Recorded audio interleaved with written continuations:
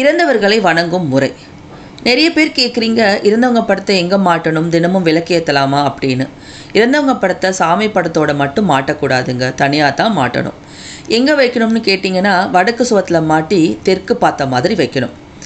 இவங்களுக்கு தீபம், தட்டு, தண்ணி வைக்கும் டம்ளர் இதெல்லாமே தனியாக பயன்படுத்துங்க. கண்டிப்பாக தினமும் தண்ணி வைக்கணும், அதையும் தினமும் மாற்றணுங்க. இறந்தவங்களுக்கு தினமும் தீபம் ஏற்றலாமான்னு கேட்டால் தப்பே இல்லைங்க, ஏற்றலாம். சாமிக்கு காட்டிய ஊதுபத்தியை இவங்களுக்கு காட்டலாமான்னு கேட்டால் அதுவுமே தப்பு இல்லைங்க, காட்டலாம்.